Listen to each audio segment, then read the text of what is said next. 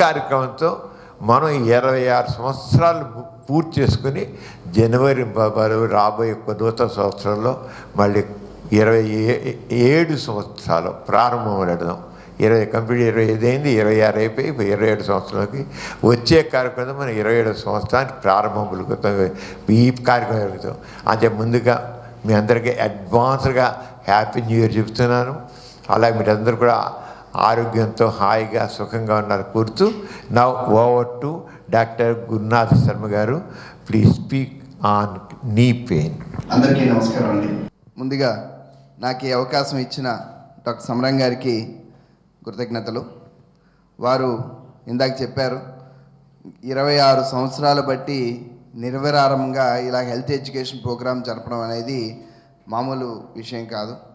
దీనివల్ల నార్మల్ ప్రజానికానికి ఎంత మేలు జరుగుతుందో అలాగే ఒక ప్రొఫెషనల్గా ఒక డాక్టర్ని అయ్యుండి నాకు ఎటువంటి ఉపయోగపడుతుందో నేను చెప్తాను. ప్రొఫెషనల్గా నేను ఒక ఆర్థోపెడిక్ సర్జన్ని. ఎక్స్పీరియన్స్ పెరుగుతున్న కొద్దీ, ఎడ్యుకేషన్ పెరుగుతున్న కొద్దీ నాలెడ్జ్ ఒక సెగ్మెంట్లోనే ఎక్కువగా పెరుగుతుంది తప్ప బ్రాడ్గా అన్ని సెగ్మెంట్స్లో ఉండదు. వీరి హెల్త్ ఎడ్యుకేషన్ ప్రోగ్రామ్స్ వల్ల నేను వివిధ వైద్య రంగాల్లో, అంటే ఆర్థోపెడిక్స్ కాకుండా గైనకాలజీ అవ్వచ్చు, న్యూరాలజీ అవ్వచ్చు, పల్మనాలజీ అవ్వచ్చు, వివిధ వైద్య రంగాల్లో గల అధునాతనమైన సాంకేతిక అలాగే రీసెంట్ టెక్నాలజికల్ అడ్వాన్స్మెంట్స్ ఏమేమి ఉన్నాయి, నేను ఎవరైనా పేషెంట్స్కి ఏమైనా సలహాలు ఇవ్వాలంటే ఏమంటే దీనికి కీహోల్ ఉంది, లేకపోతే ఇంకా అడ్వాన్స్డ్ టెక్నిక్ ఉంది, లేకపోతే రోబోటిక్ సర్జరీ ఉంది, లేకపోతే దీన్ని ఈ విధంగా చేస్తారు, దీనికి ఆల్టర్నేటివ్స్ ఉన్నాయని ఏమైనా సలహాలు ఇవ్వడానికి కూడా నాకు కూడా ఒక విద్యా బోధన జరుగుతోంది ఈ ప్రోగ్రామ్స్ ద్వారా. థ్యాంక్ యూ డాక్టర్ గారు. మోకాలే మన బాడీ మొత్తం మీద ఉండే శరీర బరువుని మొత్తాన్ని మోసి కింద పాదాలకి ఎక్కువ బరువు వెళ్లకుండా ఆపుతుంది. సో ఆ విధంగా దాన్ని కుషనింగ్ ఎఫెక్ట్ అంటారు, షాక్ అబ్జార్బింగ్ ఎఫెక్ట్ అంటారు.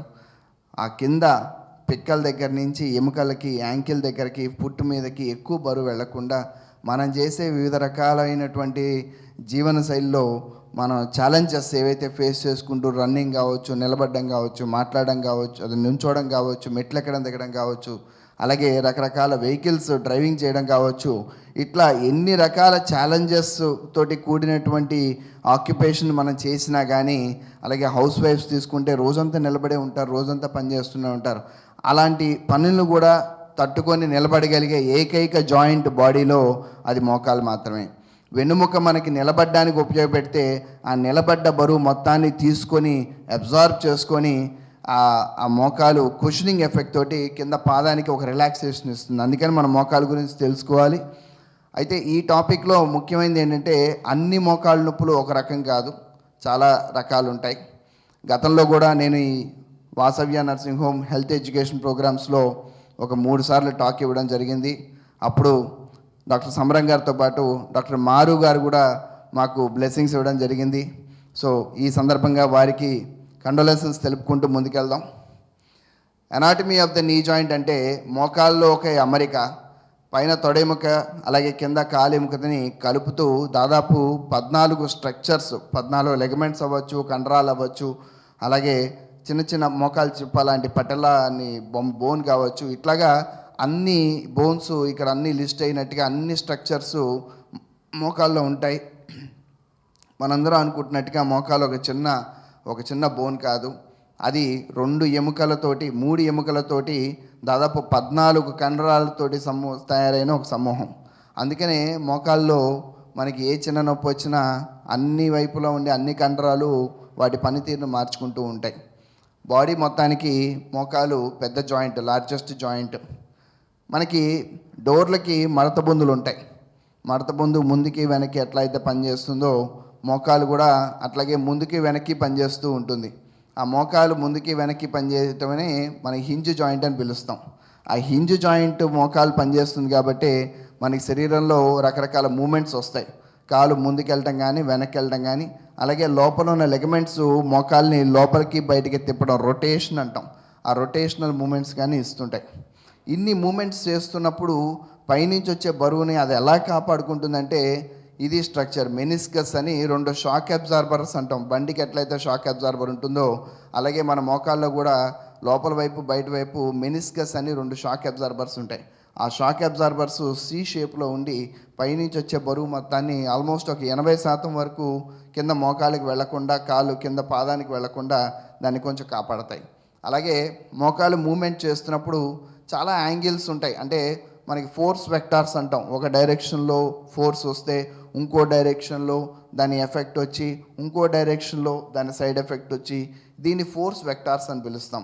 ఇలాగా మోకాల్లో ఒక్కొక్క అమరిక అంటే ఒక్కొక్క మూమెంట్కి ఒక్కొక్క రకమైన ఫోర్స్ వెక్టార్స్ నడుస్తుంటాయి. అంటే బరువులు, వాటి ఫోర్సెస్, వాటిని లాగడం వల్ల వచ్చే ఎనర్జీస్. మనం మెట్లు ఎక్కుతున్నప్పుడు ఒక రకంగా ఉంటుంది, కూర్చున్నప్పుడు ఒక రకంగా ఉంటుంది, నుంచున్నప్పుడు ఒక రకంగా ఉంటుంది, అలాగే పరిగెడుతున్నప్పుడు ఒక రకంగా ఉంటుంది. చాలామంది అనుకుంటాం ఒంటికాల మీద నుంచుంటే మన శరీర బరువు 2 మోకాల మీద పడుతుందేమో అని అనుకుంటాం. కానీ నిజానికి 3 బరువు పడుతుంది. మనం ఒంటికాల మీద నుంచొని పని చేసుకుంటున్నాం అనుకోండి, మన శరీర బరువు 80 కేజీలు అయితే 3 × 80 కేజీలు ఒక మోకాల మీద నడుస్తూ ఉంటుంది. సో మోకాల మీద ఎంత బరువు పడుతుంది అనేది వాటి పొజిషన్ బట్టి ఆధారపడి ఉంటుంది. అలాగే రన్నింగ్ చేస్తున్నప్పుడు 4 నుంచి 7 బరువు పడుతుంది. స్క్వాటింగ్ అంటే కింద కూర్చోవడం, బాస్మెట్లు వేసి కూర్చోవడం కానీ, ఇండియన్ స్టైల్ లెట్రిన్లో కూర్చోవడం కానీ, ఇవి చేసినప్పుడు దగ్గర 7 నుంచి 8 బాడీ వెయిట్ మోకాల మీద పడుతుంటుంది. పరిగెత్తడంలో కానీ, జంపింగ్ అంటే ఎగరటంలో కానీ దాదాపు 20 బాడీ వెయిట్ మోకాల మీద పడుతుంది. ఇట్లాగా మోకాలు రకరకాల పొజిషన్స్లో రకరకాల బోన్ లోడ్స్ని తీసుకుంటుంది. అంటే శరీర బరువు 80 కేజీలు అయితే మోకాల మీద అది ఇంటూ 7 8 20 మనం చేసే పని మీద ఆధారపడి అంత బరువు మోకాల మీద పడుతుంటుంది. కాబట్టి ఇమాజిన్ చేసుకోండి మోకాలు ఎంత స్ట్రెస్ తీసుకుంటుంది. మన జీవితంలో చూసే కష్ట నష్టాల కంటే మోకాలు తీసుకునే కష్టబాధలు ఎక్కువ. సో అలాగే మోకాలు అలైన్మెంటు ఒక్క మోకాలుకి ఒక్కదానికే సంబంధించింది కాదు. పైన తుంటికి, కింద ఎముకలు, కింద యాంకిల్కి కూడా కలిపి ఉంటాయి. సో పైన తుంటిలో కానీ, ఆ పైన వెన్నుపూసలో కానీ, కింద యాంకిల్లో కానీ ఎక్కడైనా మార్పులు ఉంటే మోకాల్లో వాటి అడ్జస్ట్మెంట్స్ కానీ, వాటి వల్ల సైడ్ ఎఫెక్ట్స్ కానీ వచ్చి వాటి వల్ల మోకాల్లో కూడా అరుగుదల రావడం కానీ, అరుగుదలకు సంబంధించిన ఇబ్బందులు కానీ రావడం జరుగుతుంది. అలాగే చాలామంది మన పేషెంట్స్ చూస్తుంటాం, దొడ్డి కాళ్ళతోటి, వంకర పాదాలతోటి తిరుగుతుంటారు. వాళ్ళకి మోకాల్లోనే ప్రాబ్లం ఉండొచ్చు, తర్వాత పైన నడుములో కానీ, తుంటిలో కానీ, అలాగే కింద యాంకిల్, బండపాదాలు, ఫ్లాట్ ఫిట్ అని పిలుస్తాం. ఫ్లాట్ ఫిట్ ఉన్న పిల్లలకైతే కనుక మోకాళ్ళు కూడా దొడ్డి కాళ్ళలాగా బయటికి వంగుతుంటాయి. అట్లాగా రకరకాల కారణాల వల్ల మోకాళ్ళు ఎఫెక్ట్ అవుతూ ఉంటుంది. సో చాలామంది మోకాళ్ళ నొప్పిని నాకు కేవలం మోకాళ్ళ నొప్పి, లేకపోతే నేనేదో నిన్న ఎక్కువసేపు నిలబడ్డాను, లేకపోతే ఇవాళ ఎక్కువసేపు పని చేశాను, లేకపోతే మెట్లు ఎక్కాను దిగాను అందుకని వచ్చింది, ఇది పెద్ద సమస్య కాదులే అని నెగ్లెక్ట్ చేస్తుంటారు. కానీ ఈ బొమ్మ చూస్తే కనుక మీకు మోకాల్లో వచ్చే చిన్న చిన్న యాంగిల్ మార్పులు మీకు దాదాపు పైన తుంటికి, కింద యాంకిల్కి, అలాగే పైన నడుములో వంకర్లు కూడా దారితీస్తూ ఉంటుంది. సో ఎటువంటి చిన్న పెయిన్స్ ఉన్నా సరే మోకాల్లో కావచ్చు, తుంటిలో కావచ్చు, నడుములో కావచ్చు, కింద యాంకిల్లో కావచ్చు, ఏ ఒక్క జాయింట్లో, ఈ సెక్షన్లో ఏ ఒక్క జాయింట్లో ప్రాబ్లం ఉన్నా మొత్తం అన్నిటినీ ఎగ్జామిన్ చేసుకొని అన్నిటికి కావాల్సిన పరీక్షలు చేయించుకొని వేటిల్లో ఏ రకమైన ఇబ్బందులు వస్తున్నాయనేది మనం చూసుకోవడం చాలా అవసరం. అలాగే చాలాసార్లు మనం నడిచేటప్పుడు గమనిస్తే కొంచెం ముందుకు వంగి నడవటం కొన్నిసార్లు మనకి అలవాటు అవుతుంటుంది. అది కూడా జాగ్రత్తగా కాపాడుకొని మనం నడువుని స్ట్రైట్గా నిటారుగా పెట్టుకొని నడవటం, అలాగే పరిగెత్తేటప్పుడు నడువుని స్ట్రైట్గా పెట్టి మోకాలు 90 డిగ్రీలు మడిచి, అలాగే యాంకిల్ మీద, హీల్ మీద ఎక్కువ వెయిట్ వేసి నడవటం, పరిగెత్తడం లాంటివి చేసుకోవాలి. చాలాసార్లు ఇప్పుడు న్యూ ఇయర్ వస్తుంది, చాలామంది యువత న్యూ ఇయర్ రెజల్యూషన్ అని చెప్పి ఈ జనవరి 1 నుంచి నేను రన్నింగ్ చేస్తాను, జాగింగ్ చేస్తానని మొదలు పెడతారు. సహజంగా ఒక 40 ఏళ్ల వాళ్ళు ఒక 3 కిలోమీటర్ల దాకా ఆపకుండా పరిగెత్తగలిగేంత సామర్థ్యం ఉంటుంది. కానీ ఒక్కరోజే మనం 3 కిలోమీటర్లు పరిగెత్తడం అనేది కష్టం, అది సమంజసం కూడా కాదు. సో అందుకని మేమేం చెప్తామంటే ఇవాళ 1 కిలోమీటరే పరిగెత్తండి, 1 కిలోమీటర్కి మీ బాడీ అలవాటు అవుతుంది. నెక్స్ట్ వీకు దాన్ని 10% అంటే ఇంకొక 100 మీటర్లో 200 మీటర్లో పెంచండి. ఆ తర్వాత వీకు ఇంకొక 300 మీటర్లు పెంచండి. అట్లా ఒక 5 వారాలు అయ్యేటప్పటికి మీ టార్గెట్ ఎంతైతే మీరు పరిగెత్తాలనుకుంటున్నారో ఆ రేంజ్కి మీరు రీచ్ అయ్యేటట్టుగా మీరు ప్లాన్ చేసుకోండి. ఒక్కసారే నేను ఇవాళ మోటివేషన్ తెచ్చుకున్నాను, నేను ఇవాళ సన్నబడిపోవాలి అనే ఉద్దేశంతో ఇలా జనవరి 1 నుంచి నేను రోజు 3 కిలోమీటర్స్ వాకింగ్ చేయాలి, జాగింగ్ చేయాలి అనే మోటివేషన్ రావడం చాలా మంచిది. కాకపోతే అది ఒక్కసారి జనవరి 1 నుంచి మొదలు పెట్టద్దు. జనవరి 1 నుంచి 1 కిలోమీటర్తో మొదలు పెట్టండి. జనవరి 7వ తారీఖుకి 2 కిలోమీటర్కి వెళ్ళండి. 15వ తారీఖు కల్లా మీ టార్గెట్ అచీవ్ అవ్వడానికి అవకాశం ఉంటుంది. అట్లాగా మీరు ఏ పని చేస్తున్నా సరే పరిగెత్తినా నడిచినా ఏం చేసినా సరే మోకాళ్ళని దృష్టిలో పెట్టుకొని మోకాళ్ళు తీసుకునే బరువు బాధ్యతల్ని లోడ్స్ని దృష్టిలో పెట్టుకొని చేయటం చాలా అవసరం. అలాగే రన్నింగ్ చేసేటప్పుడు కూడా చాలాసార్లు మెడ ముందుకు ఉంచుతారు, చాలామంది నడుము ముందుకు ఉంచుతారు. నడుము మెడ ఎప్పుడూ స్ట్రైట్గా పెట్టి మాత్రమే రన్నింగ్ చేయాలి. ఆ రన్నింగ్ చేసేటప్పుడు ఖచ్చితంగా దానికి తగ్గట్టుగా షూ వేసుకోవాలి. మనం రన్నింగ్ నేల మీద చేస్తున్నామా, గ్రౌండ్లో చేస్తున్నామా, లాన్లో చేస్తున్నామా, దాని ప్రకారంగా షూ డిజైన్ అయ్యి ఉన్నాయి ఆల్రెడీ. దానికి తగ్గట్టుగా షూ తీసుకొని రన్నింగ్ కానీ జాగింగ్ కానీ చేస్తే చాలా మంచిది. అలాగే ట్రెడ్మిల్ మీద రన్నింగ్ చేసేటప్పుడు వేరే రకమైన షూ ఉంటాయి.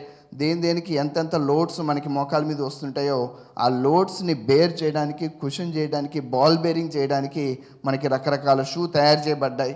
అవన్నీ కూడా మార్కెట్లో అవైలబులే. మీరు ఏదైతే వర్క్ చేయాలనుకుంటున్నారో దానికంటే ముందు కొంచెం హోంవర్క్ చేసి దానికి తగ్గట్టుగా మీరు షూ కనుక తీసుకొని వాడితే మంచిది. అలాగే ఖచ్చితంగా మీరు నడుము కానీ మెడ కానీ స్ట్రైట్గా ఉంచడానికి ప్రయత్నం చేయండి. చేతులు కూడా కొంతమంది రన్నింగ్ చేసేటప్పుడు క్రిస్ క్రాస్ అంటే ఆపోజిట్ డైరెక్షన్లో వెళ్ళేటట్టుగా చేస్తారు. అది కూడా చేయకూడదు, ఎప్పుడూ ఫార్వర్డ్ డైరెక్షన్లోనే ఉండాలి. అలాగే స్క్వాటింగ్ ఎక్సర్సైజ్ అంటాం. అంటే మన ఇండియన్ స్టైల్ లెట్రిన్లో ఎలా అయితే కూర్చుంటామో కింద కూర్చోవడం, దాన్ని స్క్వాటింగ్ ఎక్సర్సైజ్ అంటారు. 45 సంవత్సరాల లోపల వాళ్ళందరికీ కూడా స్క్వాటింగ్ ఎక్సర్సైజ్ చాలా మంచిది. దానివల్ల జీర్ణకోశంలో ఉండే ఇబ్బందులు ఏమైనా ఉంటే కనుక గ్యాస్ సమస్యలు కానీ, డైజెషన్ ఇబ్బందులు కానీ, అలాగే పేగుల్లో ఉండే ఇబ్బందులు కానీ, అబ్డామిన్ బెల్లీ ఫ్యాట్ కానీ ఇవన్నీ కరగటానికి అవకాశం ఉంటుంది. ఆడవాళ్ళకైతే పెల్విక్ డయాఫ్రామ్ ఎక్సర్సైజెస్ అంటారు. వాళ్ళ పెల్విస్ ఏరియాలో ఉండే కండరాలన్నీ కూడా చాలా స్ట్రాంగ్ అవ్వడానికి, స్ట్రెంగ్త్ అవ్వడానికి, ఫ్యూచర్లో వాళ్ళకి డెలివరీలు కానీ పోస్ట్ డెలివరీలకు కానీ ఆ సమస్యలు ఏమీ రాకుండా ఉండటానికి, హెర్నియాలు రాకుండా ఉండటానికి ఈ స్క్వాటింగ్ ఎక్సర్సైజెస్ అనేవి చాలా ఉపయోగపడతాయి. అయితే ఈ స్క్వాటింగ్ ఎక్సర్సైజ్ చేసేటప్పుడు కూడా నడుము ఎప్పుడూ స్ట్రైట్గా ఉండాలి.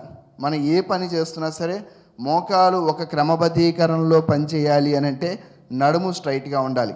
ఆ నడుము స్ట్రైట్గా ఉన్నప్పుడు మాత్రమే మోకాల మీద ఒకే ఒక డైరెక్షన్లో లోడ్ పడుతుంది.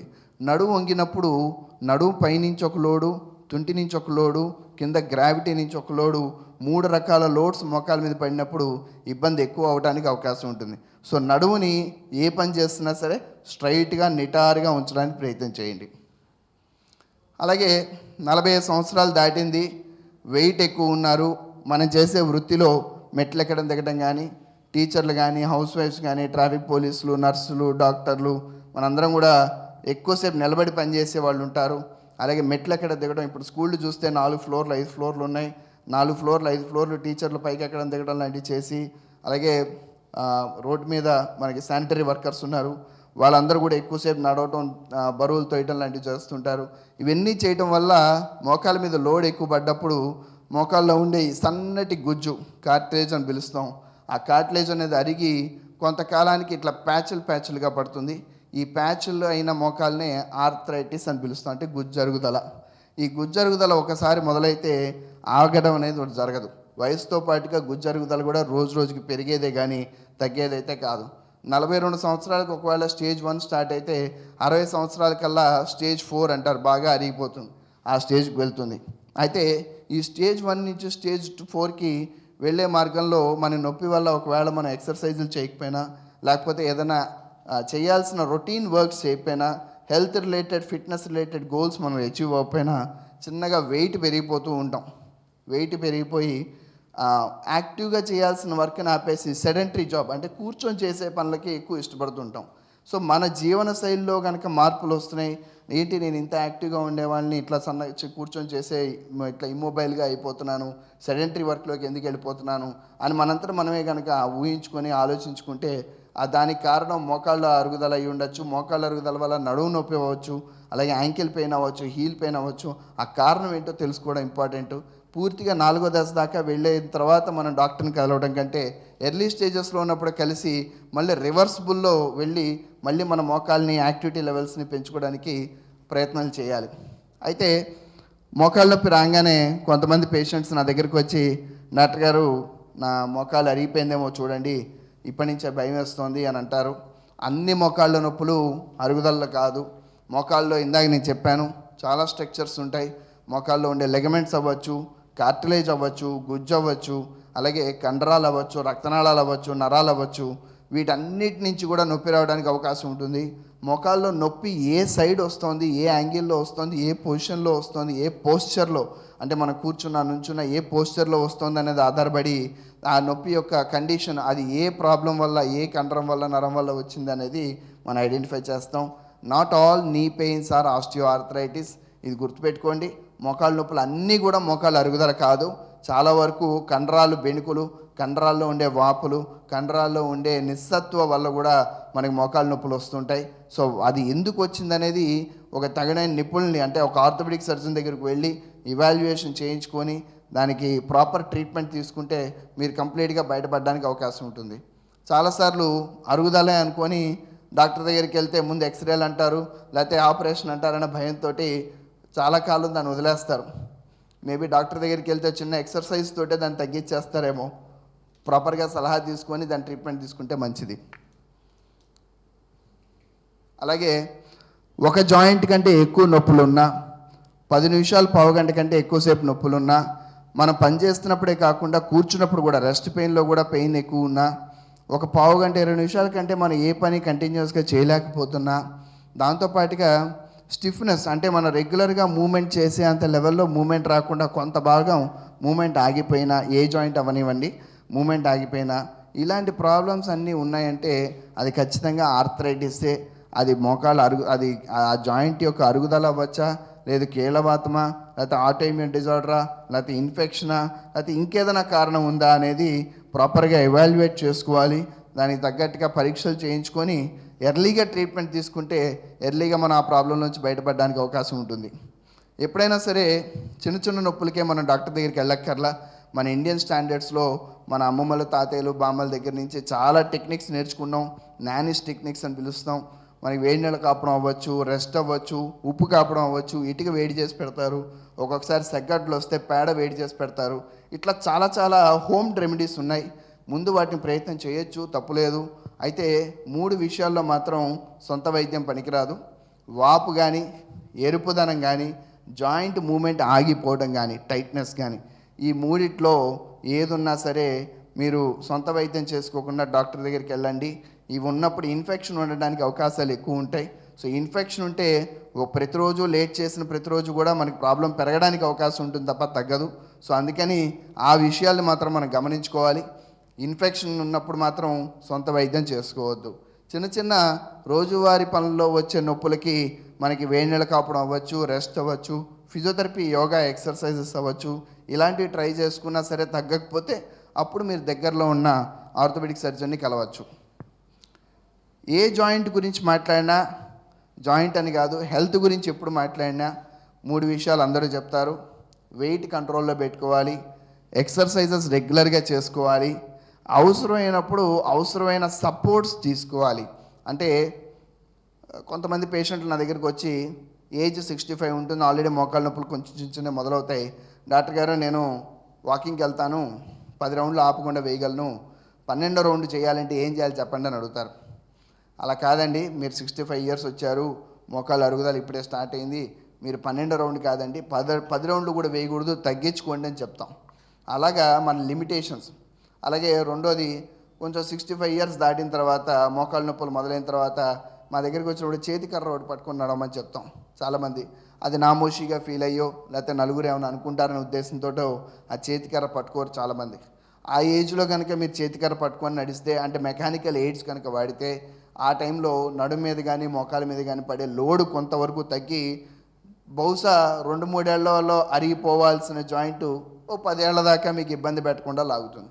సో ఇలాంటి చిన్న చిన్న మెకానికల్ ఎయిడ్స్, అంటే అవసరమైతే బెల్ట్లు వాడడం కానీ, అవసరమైతే ఫిజియోథెరపీ తీసుకోవడం కానీ, ఇలాంటి పద్ధతులు కనుక ఫాలో అయితే మన మోకాళ్ళ అరుగుదల కానీ, అదే ఏ జాయింట్ అయినా సరే అరుగుదల నుంచి బయటకు వస్తాం. ఎవరికైతే నొప్పి అసలు తగ్గదు, ఆపరేషన్ చేయడానికి కూడా వీలు లేదు, కానీ వీరికి మనం ఉపశమనం ఇవ్వాలి అని అనుకుంటే అప్పుడు వాళ్ళకి షార్ట్ టర్మ్ రిలీఫ్ల కింద స్టెరాయిడ్ ఇంజెక్షన్స్ అని ఇస్తాం. చాలామంది స్టెరాయిడ్ అనగానే డాక్టర్ గారు స్టెరాయిడ్ ఎందుకు ఇస్తున్నారు, ఇది తక్కువ ప్రాక్టీస్ కదా అని అంటారు. చాలా మంచిదండి, స్టెరాయిడ్ మీద ఇట్లాంటి అవగాహన ఉండటం, స్టెరాయిడ్ వాడకూడదు అనే విషయం తెలుసుకోవడం చాలా మంచిది పబ్లిక్లో. కాకపోతే మన మోకాల్లో కానీ షోల్డర్లో కానీ ఈ జాయింట్ లోపల ఇచ్చే ఇంజెక్షన్స్ షార్ట్ టర్మ్గానే ఉంటాయి, జాయింట్ లోపల మాత్రమే పనిచేస్తాయి. అవి ఇచ్చేది పెయిన్ తగ్గించడానికి కాదు, లోపల అరుగుదల అనేది పెరుగుతున్న కొద్దీ ఎముక అతుక్కోబోతాయి. ఆ ఎదెషన్స్ అంటారు వాటిని. ఆ ఎదెషన్స్ని కంట్రోల్ చేయడానికి, ఎదెషనోలైసిస్ చేయడానికి, ఇన్ఫ్లమేషన్ తగ్గించడానికి, అలాగే అరుగుదల స్పీడ్ని కొంచెం తగ్గించడానికి షార్ట్ టర్మ్ గోల్ కింద ఇస్తారు ఇంజెక్షన్స్. ఇవి ప్రమాదకరమేం కాదు, కాకపోతే వీటికి కూడా మితం ఉంటుంది. 2 ఇంజెక్షన్లు 3 ఇంజెక్షన్ల కంటే ఎక్కువ చేయకూడదు. ఒక ఇంజెక్షన్ కనీసం 5-6 నెలల గ్యాప్ ఇవ్వాలి. ప్రాపర్ టెక్నిక్ తోటి, ఒక ఆర్థోపెడిక్ సర్జన్ తోటి, ఒక ట్రైన్డ్ పర్సన్ తోటి మాత్రమే తీసుకోవాలి. అలాగే ఇంజెక్షన్స్లో ఇంకో 2 రకాలు ఉంటాయి. పిఆర్పి ఇంజెక్షన్ అని, హైలోనిక్ యాసిడ్ ఇంజెక్షన్ అని. పిఆర్పి ఇంజెక్షన్ వచ్చేసి మొదటి 2 దశల్లో అయితేనే పనిచేస్తుంది. 3వ దశ నుంచి అది పనిచేస్తుంది కానీ దాని పనితీరు అరుగుదలకు సరిపోదు. చాలామంది పిఆర్పి ఇంజెక్షన్ 3వ దశ 4వ దశలో తీసుకొని అది పనిచేయట్లేదు, ఫెయిల్ అయిపోయిందన్న ఫీలింగ్లో ఉంటారు. ఫెయిల్ ఏమవ్వదు, కథ సరిపోలేదు. అలాగే హైలోనిక్ యాసిడ్ ఇంజెక్షను బండిలో ఇంజిన్ ఆయిల్ మార్చినట్టుగా మోకాల్లో గుజ్జు ఇంజెక్షన్ ఎక్కిస్తాం, అంతే తేడా. సో అది కూడా ఒక 4-5 నెలలు పనిచేస్తుంది, అంతకంటే ఎక్కువ లేదు.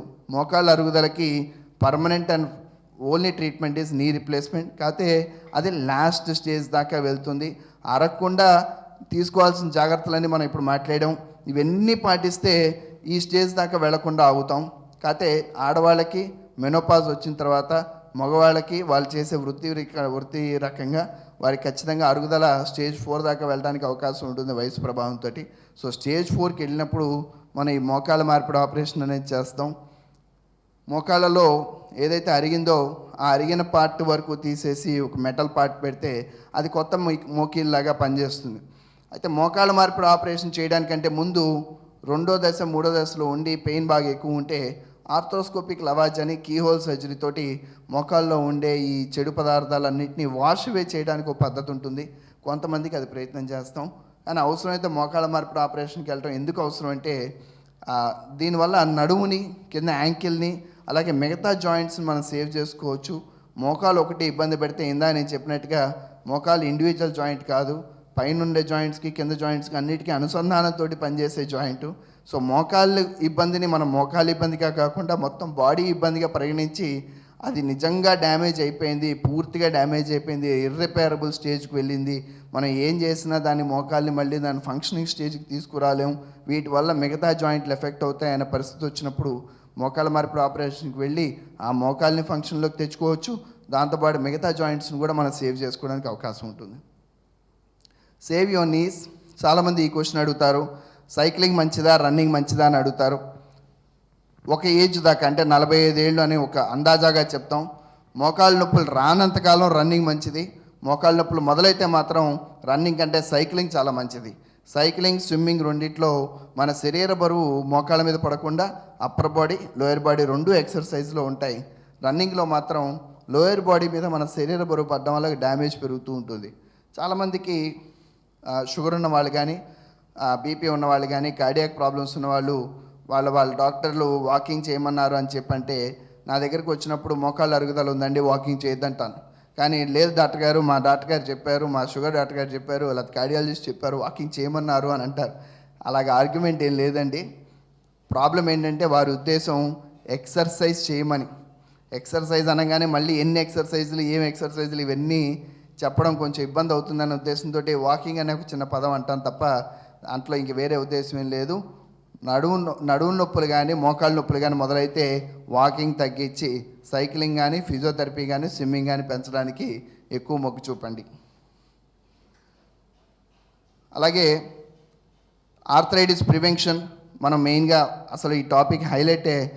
మోకాళ్ళ అరుగుదల దాకా వెళ్లకుండా ఉండాలంటే ఏం చేయాలనేది తెలుసుకోవడమే. So maintain body health, at least 30 minutes a day ఏదో ఒక ఎక్సర్సైజ్ చేయండి మీ వయసుని బట్టి, మీ మోకాళ్ళ నొప్పులను బట్టి. అలాగే దెబ్బలు తగలకుండా చూసుకోండి.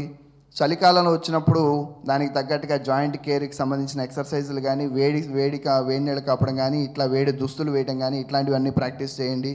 ప్రాపర్ డైట్ మెయింటైన్ చేయండి. Vitamin D rich foods, vitamin B12 rich foods, అలాగే కాల్షియం రిచ్ ఫుడ్స్ నాకంటే కూడా గూగుల్ ఎక్కువ ఇన్ఫర్మేషన్ ఇస్తుంది. సో గూగుల్లో మీరు ఒక లిస్ట్ తయారు చేసుకోండి.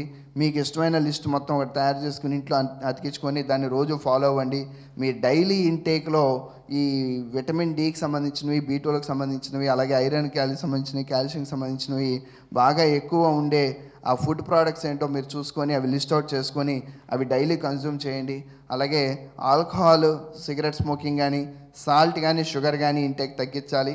వాటి వల్ల కొంచెం జాయింట్ మీద పడే లోడ్ తగ్గుతుంది.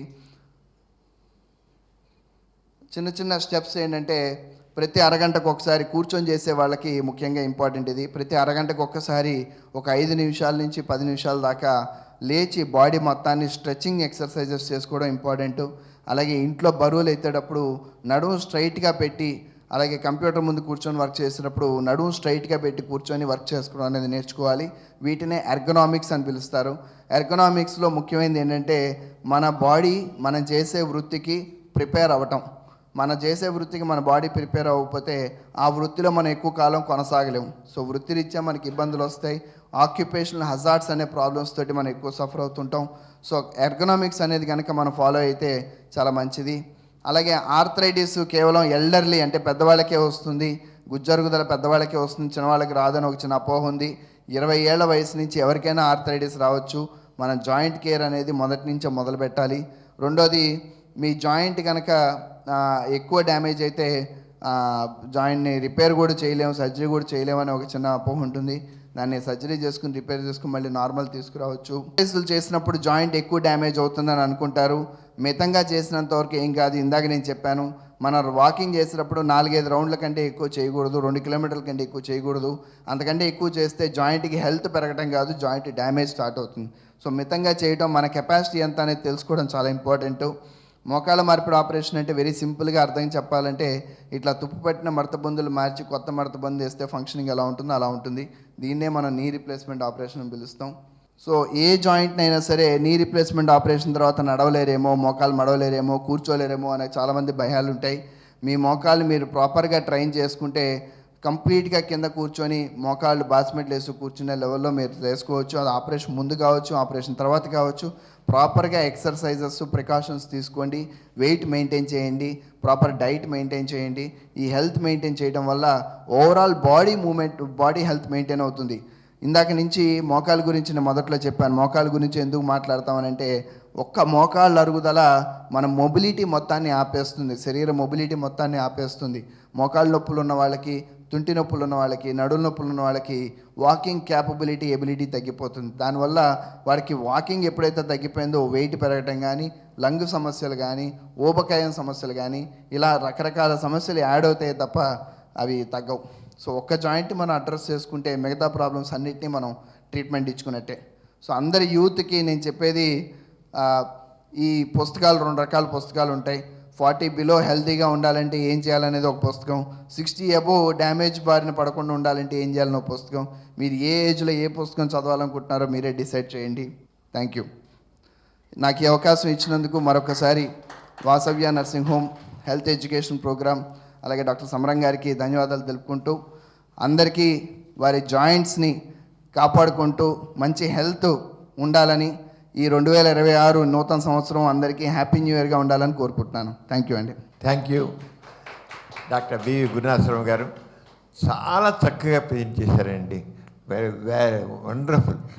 మోకాళ్ళ నొప్పులు ఎందుకు వస్తాయి, ఎలా వస్తాయి, ఏం చేయాలి, ఎంత స్పష్టంగా డయాగ్నోమెటిక్గా చాలా బాగా చూపించారు.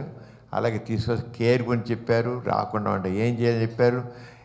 హెల్త్ ఎడ్యుకేషన్కి ఏది కావాలో మీరు స్పష్టంగా కామన్ మ్యాన్కి అర్థం చెప్పారు. ఈ ఫేస్బుక్లో మాత్రం ఎవరు క్వశ్చన్స్ ఏం పెట్టలేదు, ఓన్లీ అప్రిసియేషన్ తప్ప. ఇక ఉన్న వాళ్ళకి డౌట్స్ ఉంటే అడగండి, ఎవరికైనా డౌట్స్ ఉన్నట్లయితే. ఎవరికి డౌట్స్ లేవా అంటే డాక్టర్ గారు పూర్తిగా అర్థమయ్యేట్లు ఇప్పుడు అవసరం లేదు. ఫేస్బుక్ మీద ఎవరు క్వశ్చన్స్ మీద పే చేయలేదు. అంచేత మీ అందరికి కూడా ధన్యవాదాలు. మళ్ళీ మనం నూతన సంవత్సరంలో కలుసుకుందాం. మరొకసారి డాక్టర్ గారు పెట్టుకున్నాం మనం నూతన సంవత్సరంలో కూడాను. ఎందుకంటే చక్కగా హెల్త్ ఎడ్యుకేషన్ అనేది కామన్ మ్యాన్కి ఎలాగాలో ఆ విషయంలో చెప్పడంలో దిట్ట మా గురునాథ్ శర్మ గారు. వారికి చాలా ధన్యవాదాలు. ఈ సంవత్సరం అంతా చాలా చక్కగా కార్యక్రమాలు జరిగాయి. మరి మీ ఎంత చక్కగా మొదలయ్యో అంత చక్కగా ఈ సంవత్సరం 2025ని ముగించాం. అయితే మరి 2026లో మళ్ళీ మొదలవుతాయి. చేత మీ ముగింపు మంచి బిగినింగ్కి పునాది. అంతే నూతన సంవత్సరానికి త్వరలో స్వాగతం పలుకుతూ అందరికి సెలవుచ్చుకున్నాం. అందరికీ జై హింద్. ఈ కార్యక్రమం మీకు ఎంతో నచ్చింది కదా. ఇటువంటి మరిన్ని వీడియోల కోసం అనతి కాలంలోనే 20 కోట్లకు పైగా వ్యూస్ సాధించిన సమరం ఛానల్ సమర్పించు సమరం హెల్త్ ఛానల్కు సబ్స్క్రైబ్ చేయండి, లైక్ చేయండి, మీ ఫ్రెండ్స్కి షేర్ చేయండి. అలాగే ప్రక్కనున్న గంట సింబల్ని ప్రెస్ చేయడం మర్చిపోకండి.